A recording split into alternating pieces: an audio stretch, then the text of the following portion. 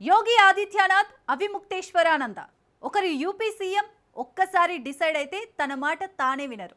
మరొకరు ప్రముఖ జ్యోతిర్మఠానికి స్వయం ప్రకటిత శంకరాచార్యుడు వివాదాలకు కేర్ ఆఫ్ అడ్రస్. అలాంటి ఇద్దరి మధ్య ప్రస్తుతం వార్ ఆఫ్ వర్డ్స్ నడుస్తున్నాయి. ప్రయాగ్రాజ్ మాఘమేళా సాక్షిగా ఇద్దరు యోగులు సై అంటే సై అంటున్నారు. ఈ ఆధ్యాత్మిక యుద్ధం రాజకీయంగాను రచ్చరేపుతోంది. బీజేపీని హిందుత్వ పార్టీగా విమర్శించే కాంగ్రెస్, సమాజ్వాదీలు అవిముక్తేశ్వరానందకు మద్దతుగా నిలుస్తూ యోగి సర్కార్ను టార్గెట్ చేస్తున్నాయి. బీజేపీ హిందూ మతాన్ని కూడా వదలడం లేదంటూ విమర్శిస్తున్నాయి. ఇంతకు ప్రయాగ్రాజ్ మాఘమేళా సాక్షిగా అసలేం జరుగుతోంది? అవిముక్తేశ్వరానందను పవిత్ర స్నానం చేయకుండా యూపీ పోలీసులు ఎందుకు అడ్డుకున్నారు?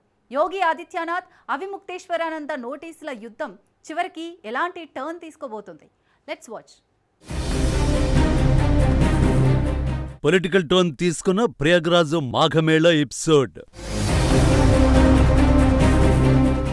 అవిముక్తేశ్వరానందకు హస్తం పార్టీ మద్దతు, యోగిపై విమర్శలు. ఇద్దరు యుగుల యుద్ధం ఎందుకు పొలిటికల్ టర్న్ తీసుకుంది? 2026 జనవరి 18 మౌని అమావాస్య కావడంతో ఉత్తరప్రదేశ్లోని ప్రయాగ్రాజ్ ఆధ్యాత్మిక శోభను సంతరించుకుంది. నదీ ఘాట్లలో ప్రజలు పెద్ద ఎత్తున పవిత్ర స్నానాలు ఆచరిస్తున్నారు. ఉత్తరాఖండ్లోని ప్రముఖ జ్యోతిర్మఠానికి తానే 46వ శంకరాచార్యుణ్ణి అని ప్రకటించుకున్న స్వామి అవిముక్తేశ్వరానంద కూడా ప్రయాగ్రాజ్ త్రివేణి సంగమానికి అనుచరగణంతో రథం పైన వచ్చారు. అయితే రథం దిగి నడుచుకుంటూ వెళ్లాలని అధికారులు అభ్యంతరాలు చెప్పారు. దీంతో ప్రముఖ జ్యోతిర్మఠానికి శంకరాచార్యుణ్ణైన నన్నే నడిచి వెళ్లమంటారా అంటూ ఆగ్రహించారు ఆయన. అలా మొదలైన వాగ్వాదం చినికి గాలివానగా మారింది.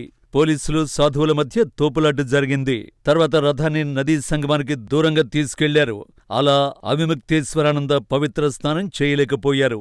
ఆయనతో పాటు 200 నుంచి 300 మంది భక్తులున్నారని, అనుమతులు లేకపోవడంతో భద్రతా సమస్యల దృష్ట్యా అడ్డుకోవాల్సి వచ్చిందని పోలీసులు వివరణ ఇచ్చారు. అయితే ఇది శంకరాచార్యుడి హోదా వ్యక్తికి జరిగిన అవమానమంటూ అక్కడే ఒక శిబిరాన్ని ఏర్పాటు చేసుకుని నిరసన తెలపడం మొదలుపెట్టారు అవిముక్తేశ్వరానంద. ఇక్కడే యోగి సర్కారు వ్యూహం మార్చింది. ఎప్పుడైతే శంకరాచార్యుడి హోదా వ్యక్తికి జరిగిన అవమానమంటూ వివాదాన్ని రేపారో అప్పుడే అవిముక్తేశ్వరానందకు నోటీసులు పంపింది యోగి సర్కార్. మీరు నిజమైన శంకరాచార్య అవునా కాదా అని 24 గంటల్లోగా నిరూపించుకోవాలని నోటీసుల్లో పేర్కొంది. ఈ మేరకు మాఘమేళా వద్ద అవిముక్తేశ్వరానంద ఏర్పాటు చేసుకున్న తాత్కాలిక క్యాంపు దగ్గరకు ఓ అధికారి వెళ్లి నోటీసులు అందించారు. ఇలా నోటీసులు ఇవ్వడానికి కారణం జ్యోతిర్మఠానికి 46వ శంకరాచార్యుడు ఎవరన్న వివాదం సుప్రీంకోర్టులో ఉండడమే. ఉత్తరాఖండ్ జ్యోతిర్మఠ శంకరాచార్య స్థానంపై దశాబ్దాలుగా వివాదాలు కొనసాగుతున్నాయి. 1989 ఏప్రిల్ 8న స్వరూపానంద సరస్వతి తనకు తాను శంకరాచార్య అని ప్రకటించుకున్నారు. అయితే 1989 ఏప్రిల్ 15న ఆ పీఠానికి చెందిన వసుదేవానంద సరస్వతిని వారసుడిగా శతానంద ప్రకటించారు. దీంతో ఆ పీఠానికి ఇద్దరు పీఠాధిపతులు కొనసాగారు. 2022 సెప్టెంబర్లో స్వరూపానంద సరస్వతి పరమపదించారు. ఆ తర్వాతి రోజే తానే శంకరాచార్య అంటూ అవిముక్తేశ్వరానంద ప్రకటించుకున్నారు. కానీ అదే ఏడాది అక్టోబర్లో ఆయనపై సుప్రీంకోర్టు బ్యాన్ విధించింది. తుది తీర్పు వెల్లడించే వరకు ఎవరిని శంకరాచార్యగా ప్రకటించరాదని, పట్టాభిషేకం కూడా నిర్వహించవద్దని, ఆ పోస్టును ఎవరూ ఆక్రమించరాదని స్పష్టం చేసింది. ఈ క్రమంలోనే సుప్రీంకోర్టు ఆదేశాలను ధిక్కరిస్తూ మాఘమేళా క్యాంపు వద్ద శంకరాచార్య అంటూ అవిముక్తేశ్వరానంద బోర్డు పెట్టుకున్నారని, అందుకే నోటీసులిచ్చామని మాఘమేళా అధికారులు చెప్తున్నారు. దీనికి అవిముక్తేశ్వరానంద కూడా నోటీసులతోనే స్పందించారు. మాఘమేళా అధికారులు ఇచ్చిన నోటీసులకు అవిముక్తేశ్వరానంద ఇచ్చిన కౌంటర్ నోటీసులే ఇవి. తాను ఇతర 3 పీఠాల శంకరాచార్యులచే గుర్తించబడిన వాడినని, సుప్రీంకోర్టు తనపై ఎటువంటి నిషేధం విధించలేదని నోటీసుల్లో వాదించారు. అడ్మినిస్ట్రేషన్ 24 గంటల్లోగా క్షమాపణ చెప్పాలని, లేని పక్షంలో కోర్టులో పరువు నష్టం దావా వేస్తానని హెచ్చరించారు. అప్పటి వరకు తాను తన శిబిరంలోకి అడుగు పెట్టనని, రోడ్డుపైనే ఉంటానని సవాల్ చేశారు. ఇక్కడే సీన్లోకి ప్రతిపక్షాలు ఎంట్రీ ఇచ్చాయి. కాంగ్రెస్, సమాజ్వాదీ వంటి విపక్ష పార్టీలు అవిముక్తేశ్వరానందకు మద్దతుగా నిలుస్తూ యోగి సర్కార్ను టార్గెట్ చేయడం స్టార్ట్ చేశాయి. సమాజ్వాదీ పార్టీ అధినేత అఖిలేష్ యాదవ్ అవిముక్తేశ్వరానందకు ఫోన్ చేసి మద్దతు ప్రకటించారు. బీజేపీ ప్రభుత్వం మతపరమైన వివక్ష చూపుతోందని విమర్శించారు. కాంగ్రెస్ పార్టీ ఈ ఘటనపై తీవ్రంగా స్పందించింది. యోగి ఆదిత్యనాథ్ ప్రభుత్వం ఉద్దేశపూర్వకంగా అవిముక్తేశ్వరానందను ఇబ్బంది పెడుతోందని ఆరోపించింది. ఉల్టా ఆधी रात को 12 बजे एक नोटिस आ गया उत्तर प्रदेश सरकार से। उस नोटिस में यह कहा जाता है कि साहब हम तो आपको शंकराचार्य नहीं मानते। ये घमंड की पराकाष्ठा, ये इसको कहते हैं विनाश काले विपरीत बुद्धि। ये निर्लज्ज भाजपाई अब तक तो मुसलमानों को कहते थे कागज दिखाओ, अब हिंदुओं के जो संत शिरोमणि हैं उनसे कहते हैं कागज दिखाओ। ये कहां आ गए हम?